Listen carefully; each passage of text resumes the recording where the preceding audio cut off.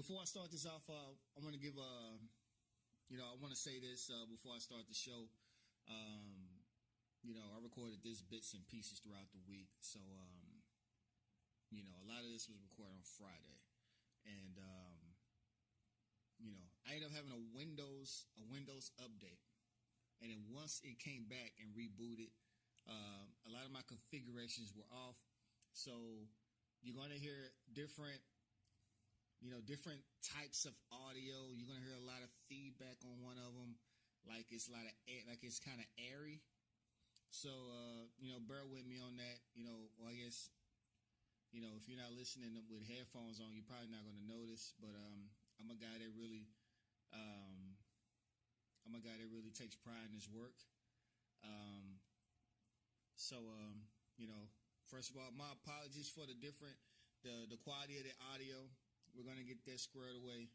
This kind of audio that you hear here, I think it sounds the best out of all the ones that I use, and it's probably gonna do for now until I get the proper equipment that I need. But I just thought I'd let y'all know. I recorded everything, and I decided to record this at the very end to kind of say this in the beginning. But other than that, man, hopefully you enjoy the show. Episode 2 coming at you right now.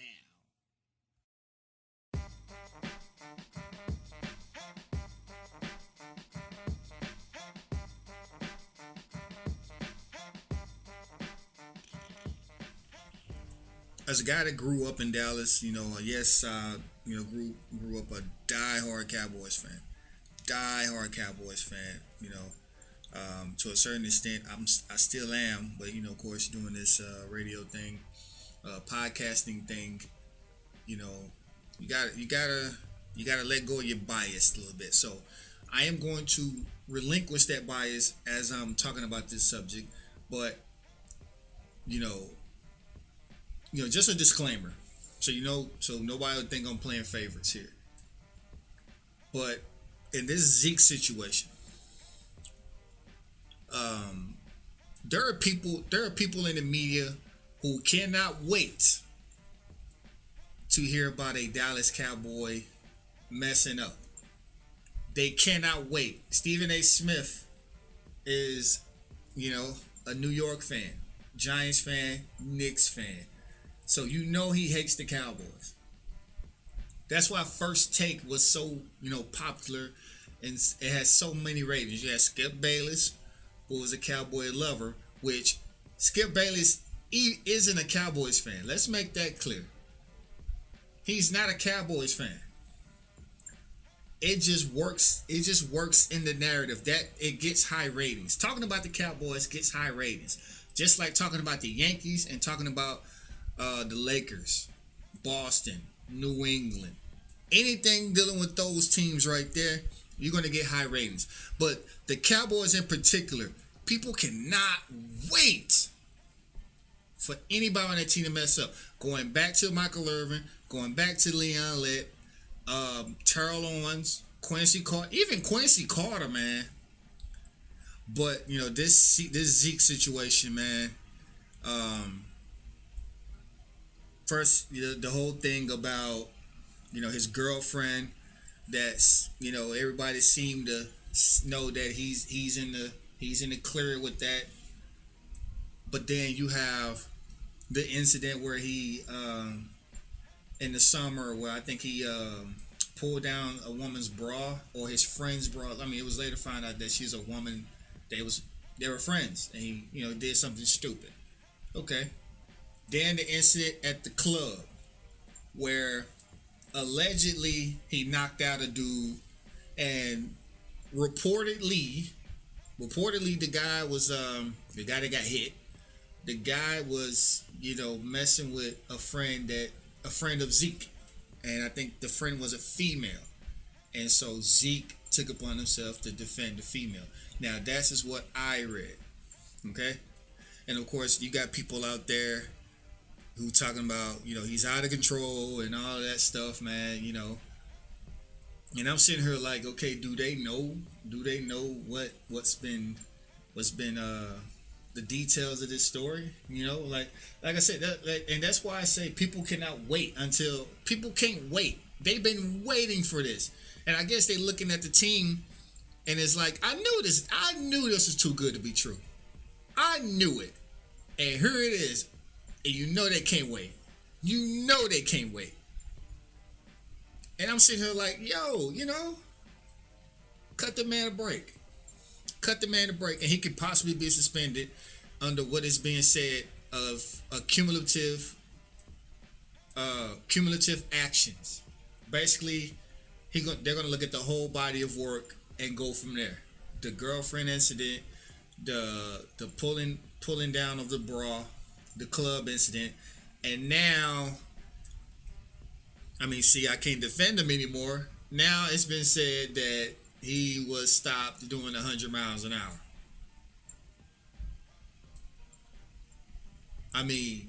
Now I can't defend that. That right there, if you could say that, just leave him alone, as I just did. Zeke, now with all of that drama, bro, you go out and you get caught doing 100 miles an hour. Not 70, not 80, 100. Now, me as a guy who roots for the Cowboys and defend the Cowboys a lot, now I'm concerned.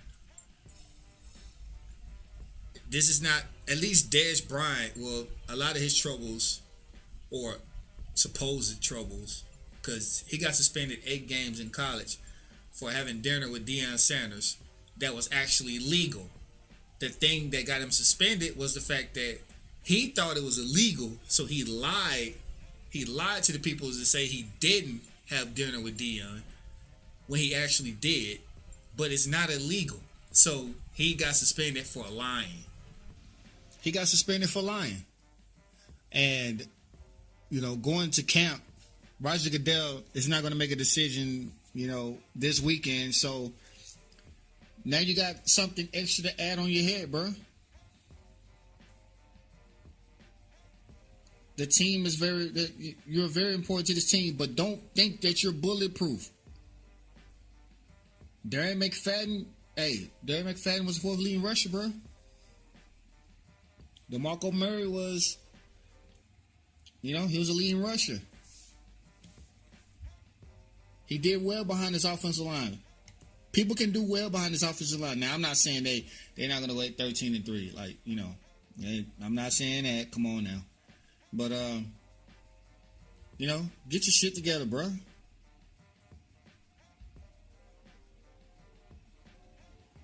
I hope he gets suspended 2 to 3 games. I'm hoping for it. Even if he gets off, even if he's not guilty of everything, I hope he gets suspended. I really do.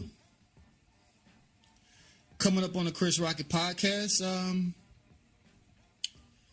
we're gonna talk about D Rose to Cleveland, because that's what happened first. Or D Rose Cleveland ? And then we're gonna talk about some breaking news that happened afterwards. You'll listen to the Chris Rocket podcast. Bobby, you here again? Yeah, my doctor told me to reduce stress at work, so I come to Buffalo Wild Wings to eat lunch and watch sports. I get to pick one of 7 entrees, like sandwiches and salads, plus one of 7 sides. Well, I like sides. It's so affordable I can finally take a vacation. Where you gonna go? Here, Tim, here. Introducing the new B-Dubs Fast Break Lunch Menu, starting at a new low price. Dine in or order takeout weekdays between 11 and 2. Participation and availability may vary. Buffalo Wild Wings. Wings, beer, sports. Let me take this time out to say support all veterans, whether it's Marine Corps, Army, Navy, Air Force, whatever branch it may be. Support all the veterans out there.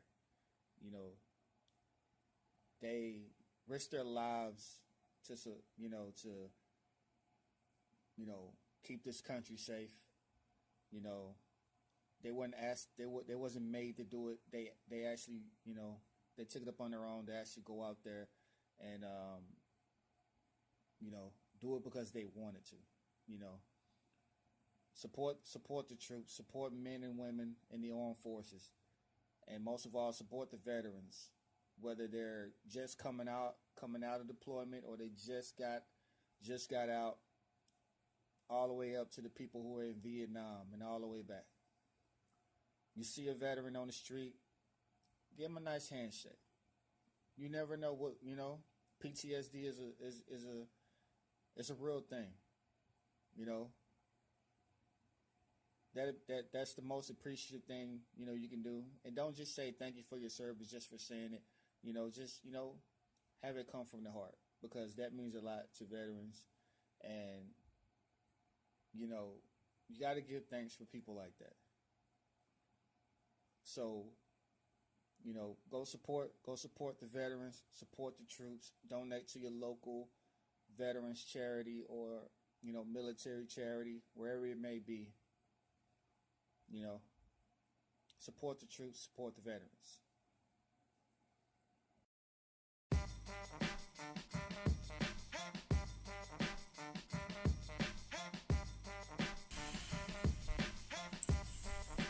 All right, so now the rumor, I don't think it's a rumor. It's been reported that Derrick Rose and Cleveland are in serious talks of a 1-year deal. And here's my thoughts on this. A lot of people that I've spoken to, they're like, how the hell is this going to work? How is this going to work? Derrick Rose is a point guard. Kyrie Irving is a point guard. How is this going to work? Well, I will say this, and just to do a quick analysis on Derrick Rose. Derrick Rose, he improved this year. Scoring went up. Averaged 18. Of course, didn't play 70 games. I think he played like 66 games. The year before, he played 64. His minutes went up slightly. Played like 32 and a half minutes this year. I mean, at this point, nobody is expecting Derrick Rose to play 75 games. So, if he could play 60 games, I think that's good for him. And what he went through with all those injuries. So, let's think of this as, he's going to play 60 games, which is, if you ask anybody, Derrick Rose give me 60 games, you know what, everybody will pretty much agree. I think LeBron, he rests, he rests a lot. So, 60 games is cool. So with that being said, he averaged 18, shot pretty decent, I mean, he was never a good outside shooter, but, he had a pretty decent season. 18 points per game. If you could bring that same 18 points per game to Cleveland, they'll take it. Because it's nothing but Kevin Love, LeBron, and Kyrie. Who else is going to average 15 plus? I don't think nobody else did. So bringing that'll definitely help on that offense. And now the question is, how in the world, who is the primary ball handler? Who's the off-ball guy? Of course, everybody's like, nah, Kyrie, let him be the primary ball handler. Let Derrick Rose play off-ball. Here, I'm going to say, no. You flip it around. And, of course, people are like, what? Are you crazy? Here's why I want Derrick Rose on the ball. Derrick Rose cannot shoot. Kyrie Irving can shoot. If you're looking for a guy to play off ball and you kick it out to him, you want him to shoot. You don't want Derrick Rose sitting at that 3-point line. Derrick Rose he shot 21.7% last year. He's a career 29.8% 3-point shooter. You don't want him sitting nowhere near that 3-point line. You don't want him sitting nowhere over there. Kyrie, on the other hand, he shot 40% last year, and he's a career 38% 3-point shooter. And Kyrie, he can shoot. When he's hot, he can shoot. He can shoot it with a hand in his face. And if you really think about it, Kyrie, and then you got JR on the other wing, and then Kyle Korver when he comes in. You got Channing Frye over there. You got you a nice. And the reason why and you say to yourself like, okay, well they had those same people last year. All right, it's different when you have a guy that has the ball. You have a guy that has the ball, and nobody's worried about his 3-point shot. Think defensively. Derrick Rose at the 1, Kyrie at the 2. We're gonna say Korver at the 3. Kevin Love. Kevin Love, and then you got LeBron. We're gonna assume LeBron is playing the 4. We're just talking about a specific lineup, not a starting lineup. So you got Derrick Rose bringing the ball down, Kyrie Irving on the left wing, Kyle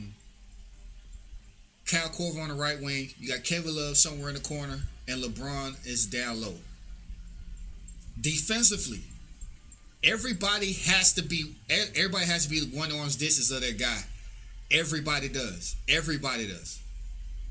All right, so Kyrie Irving, you let Kyrie Irving bring the ball down.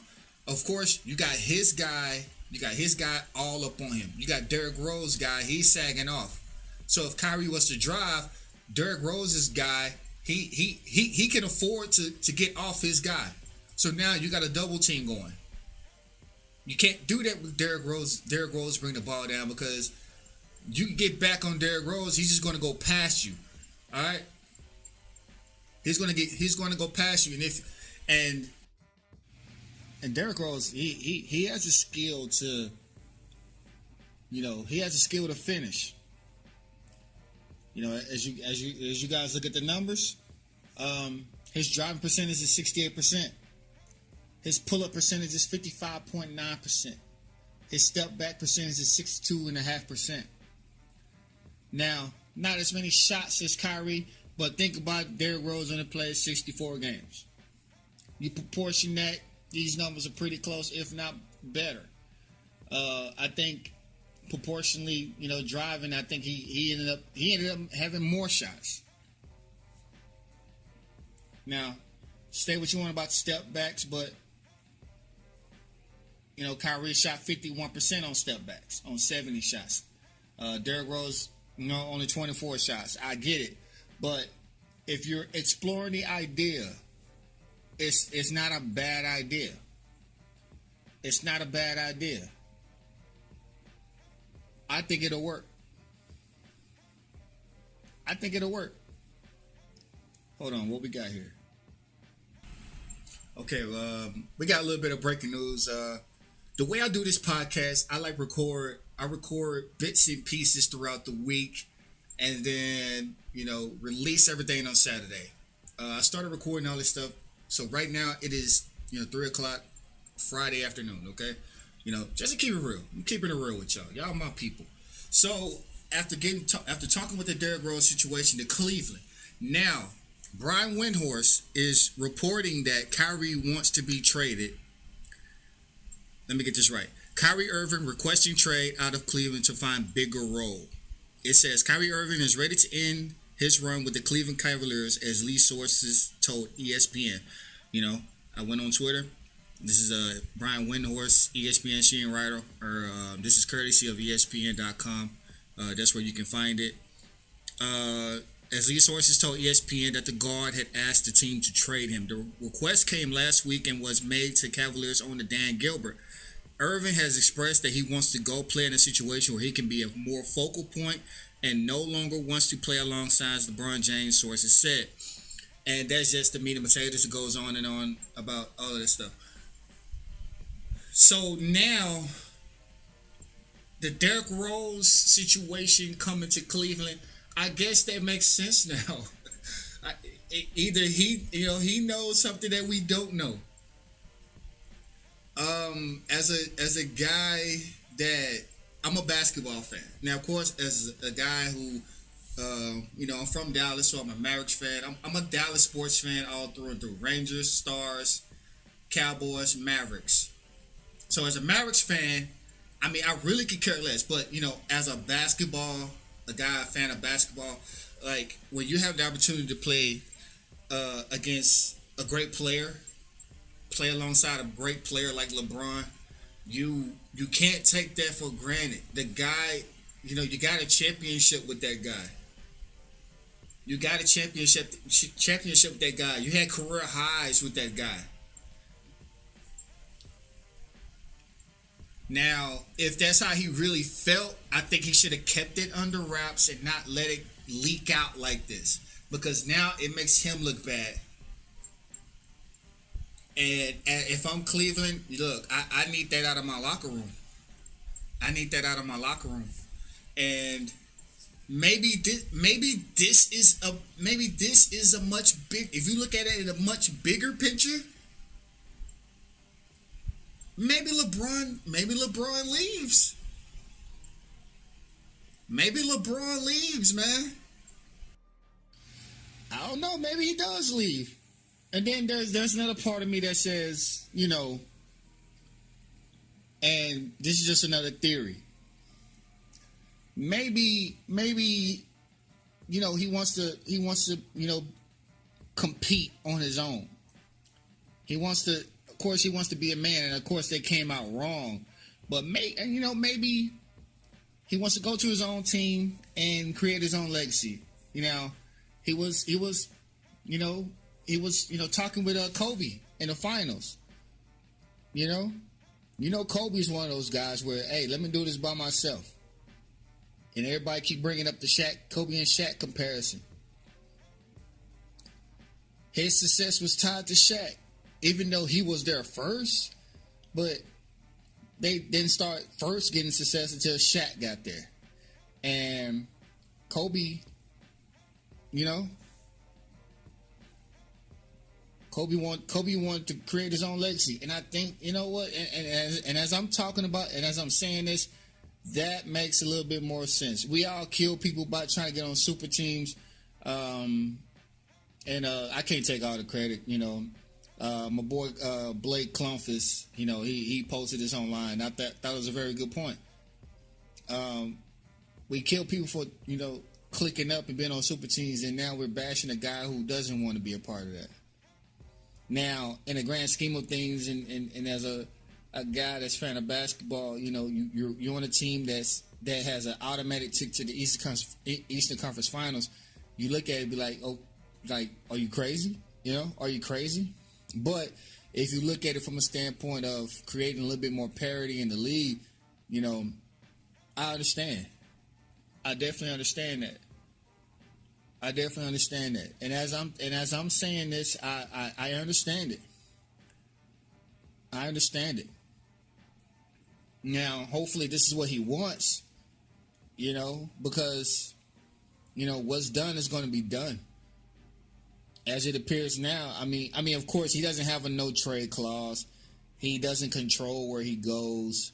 The Cavs can actually just sit here and be like, nah, we ain't going to trade you, bro. Go cool down somewhere. Go to Cabo. Go cool down somewhere. I think he in Tokyo right now or something like that. But, if I'm the general manager, I'm getting rid of the distraction. Let me get a first round pick in the process, and wipe my hands clean. Let's you don't want this kind of distraction on your team. Coming up next, we're gonna dive in some NFL. Glad you're still with me right now. You're listening to the Chris Rocket Podcast.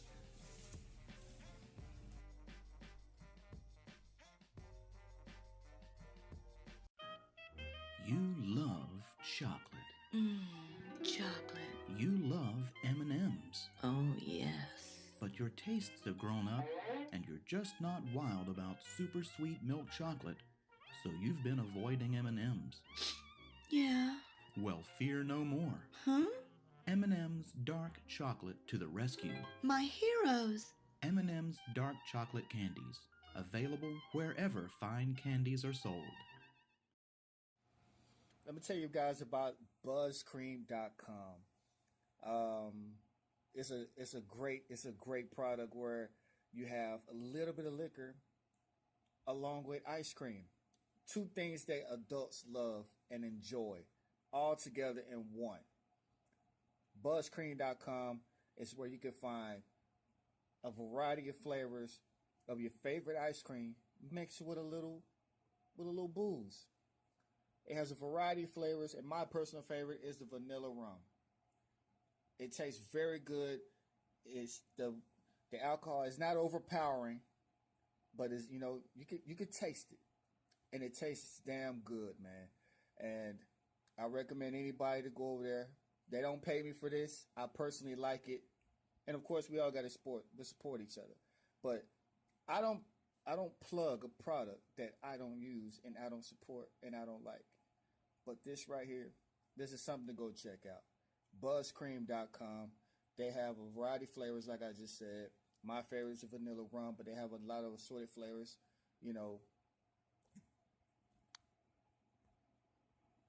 Kahlua mocha, cherry amaretto, very, very exotic flavors. Strawberry daiquiri, key lime margarita, salted caramel. I mean, it's not just anything just put together. They really put in the time and effort in creating these concoctions, and that's why I like it. And when it was brought to me, I had to check it out, and I'm glad I did.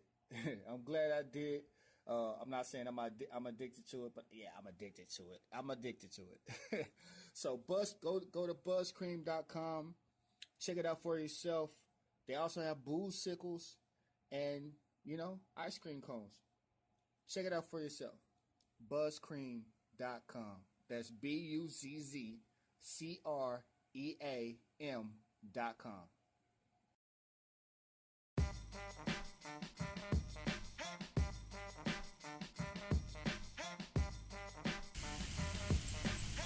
All right. Yeah, just today, another team has entered camp. The Arizona Cardinals, they arrived yesterday, 21st. Today, the Dallas Cowboys Veterans Report. And when I say when they enter camp, I mean the veterans. I don't mean the rookies. Veterans reported today for the Dallas Cowboys, and so far the Arizona Cardinals and the Dallas Cowboys are the only one with a full load of people in camp right now.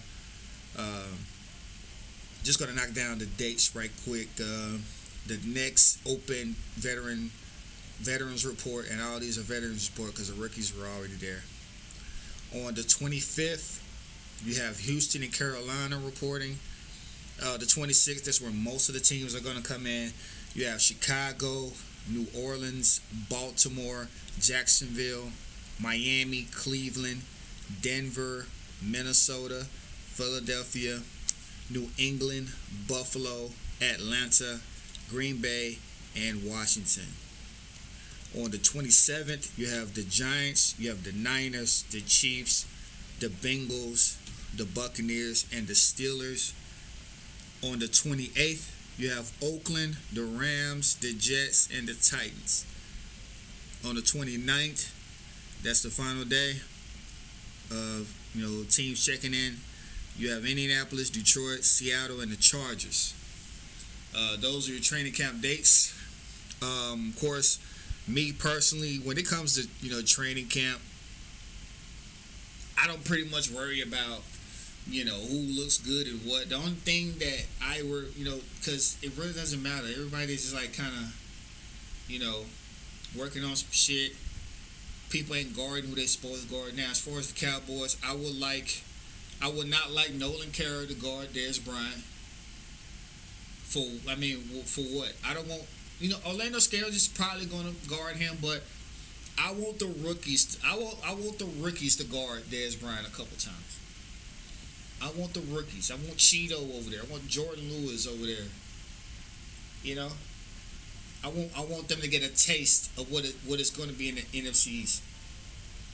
Now, of course, Dez ain't no OBJ or no Brandon Marshall or Terrell Pryor. Everybody's different, but they need to have a taste of what's in store. Alshon Jeffrey, my bad, I ain't mean to leave him out, but they need to have a taste. And Nolan Carroll, what is the benefit of you of guarding Dez Bryant? Because you can't. We saw that in Philadelphia. You can't guard him.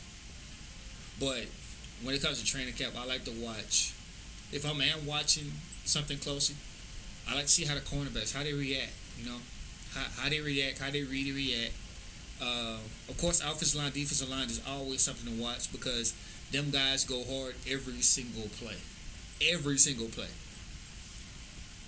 And most of all, you wanna get out of camp, injury free, drama free, injury free. I think that's most important, and that's the reason why I really don't care about camp because, that's where a lot of the devastating injuries come from. Like, Sean Lee 1 year, like Teddy Bridgewater last year. I want everybody, and I mean for all 32 teams, I want everybody to come out healthy. Now, of course, there's going to be people that's going to be hurt, but that's part of the game. But at the end of the day, I want everybody healthy, everybody playing full strength for the season opener. That's it. But yeah, once again, the Dallas Cowboys reported today, and Arizona reported yesterday. Any news and notes that come up, definitely want to come up. I think the only news so far regarding camp is basically the overreaction of Des Bryant missing conditioning, which, what I read is he was battling a sinus infection and was told that he will be running late. But of course, the media, they're gonna run away with it because the Zeke situation and I feel like that the Zeke situation is way more, something to talk about because Roger Goodell is kind of, dragging this out past the opening of camp. If you're on a team, you want this out the way, you want it behind you. But like I said, I want him to be suspended. Because that lets him know that you can't just go around and go around and do what you like. You can't go around and do what you like. But yeah, these are the training camp days.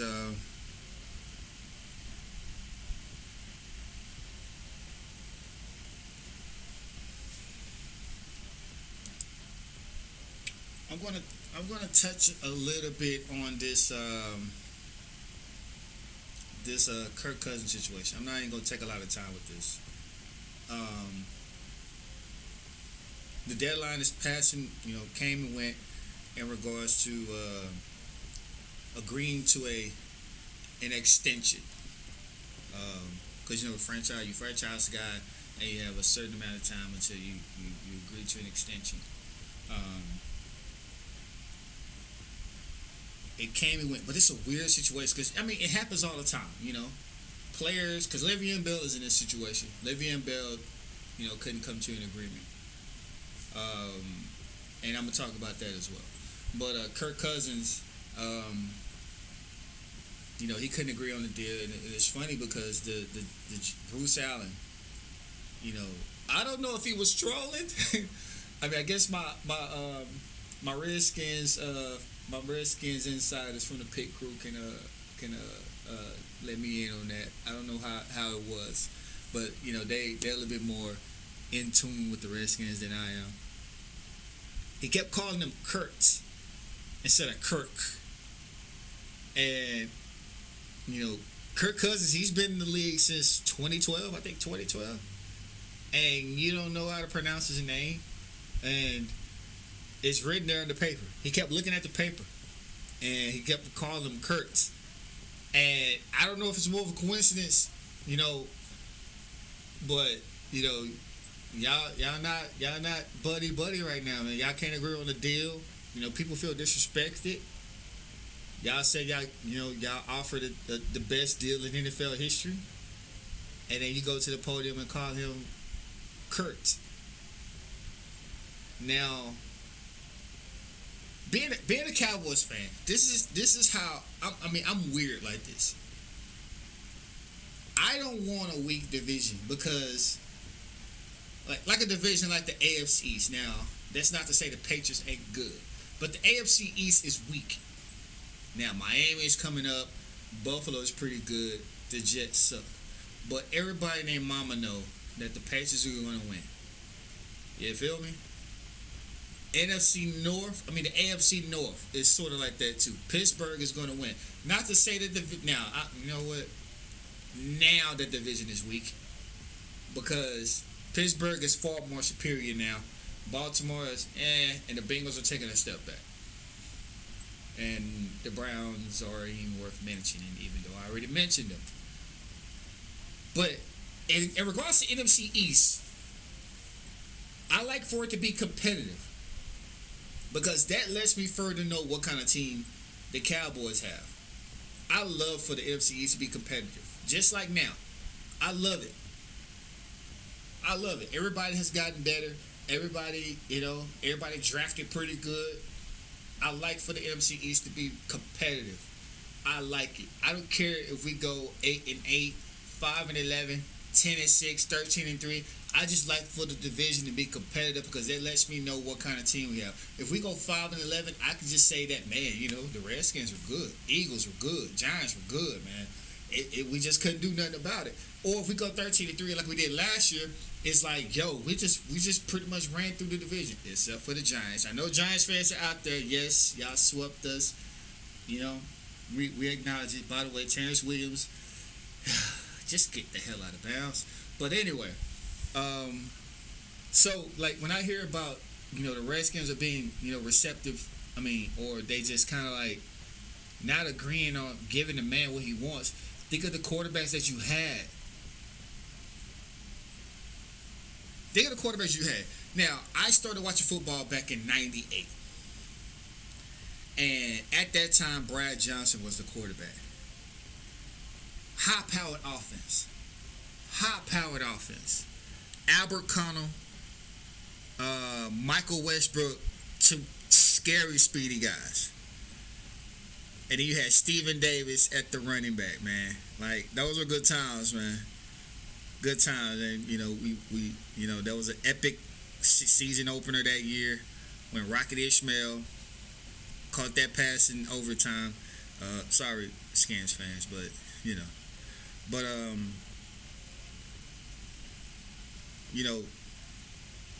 y'all had flashes before. And I think he was on that team for a couple years. And as I'm pulling it up, because I don't like guessing on here. I like to actually know stuff.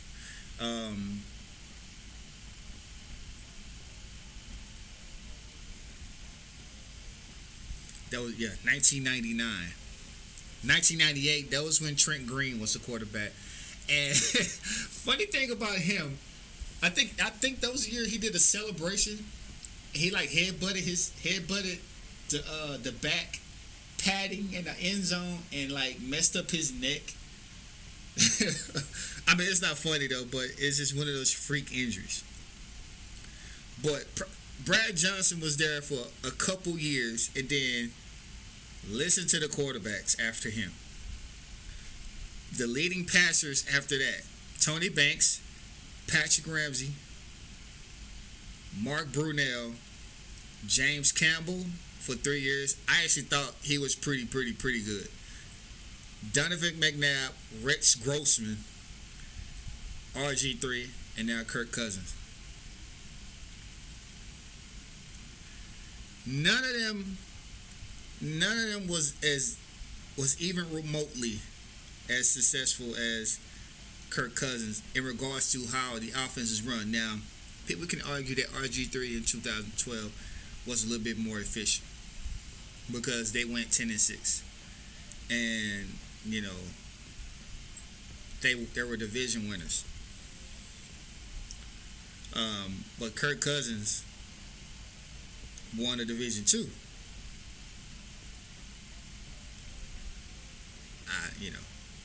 But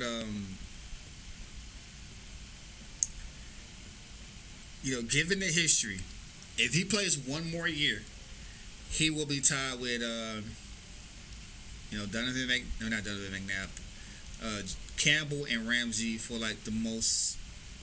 Now, actually, this would be his fourth full year. So you got to understand, like, in this league, man, finding a quarterback is like you know, because you can find a running back. You know, you can find a wide receiver. Look at New Orleans. Willie Snead, Michael Thomas. I mean, where the fuck did they come from? You know, you can find a receiver, but finding a quarterback, yo, man, that, you know, ask the 49ers, ask the Cleveland Browns, you know, ask Cincinnati before Andy Dalton rolled up. Ask the Cowboys before Romo came in. We all know how that went. You finally have your franchise quarterback, pay the man. Pay the man. I think the position that you overpay for it, and it's not like he's Ryan Tannehill, where you're going off of maybes. This guy can play. Kirk Cousins can play, and the guy almost threw 5,000 yards. He almost threw for 5,000 yards. And people say, well, that's a fluke. Well, the year before that, he passed for 4,100 yards, 29 touchdowns, 11 interceptions last year, 25 and 12.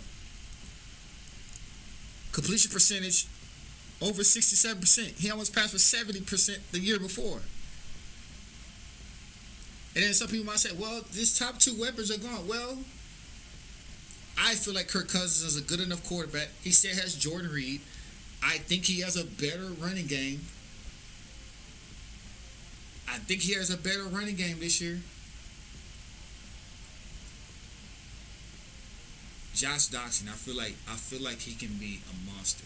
You got Terrell Pryor, Jamison Crowder, and then you got Jordan Reed, arguably top 2 or 3 tight end in the NFL. I will put Jordan Reed over Travis Kelce. That's just me. That offense is going to be it's going to look nice this year. Pay the man. I did tell myself when I'm going to talk a lot about this, but hey, you know, you get long-winded, you know, you talk. Le'Veon Bell. Now this is a totally different situation. Le'Veon Bell, he doesn't want to get paid running back pay. He wants to get paid as the best player, and he should.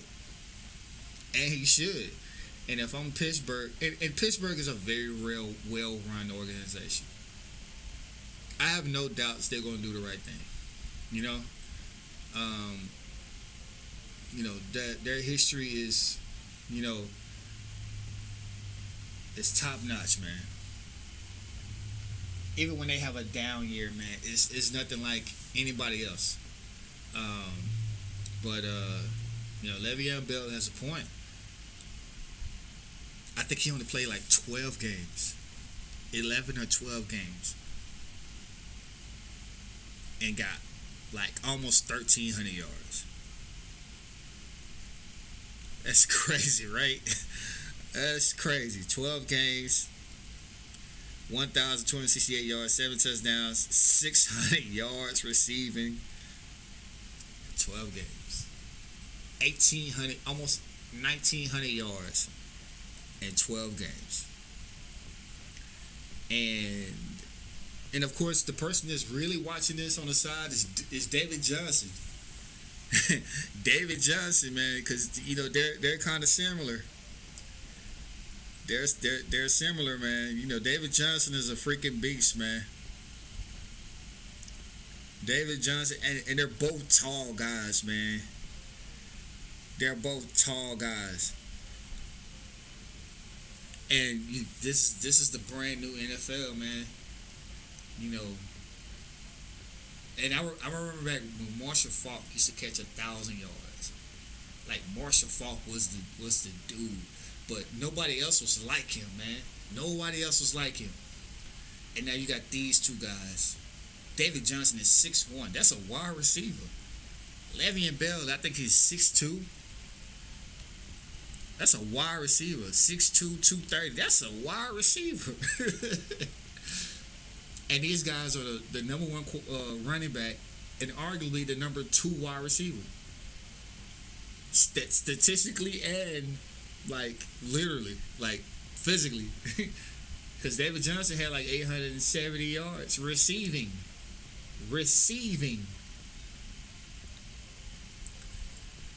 So he's watching this Le'Veon Bell situation, and like he has an argument as well. They want positionless pay, and hey, I don't blame them. I don't blame them. You know, get your money and get what you deserve. Somebody's gonna pay it. Somebody's gonna pay it. Somebody's gonna pay it. Get your money. So that's all for today.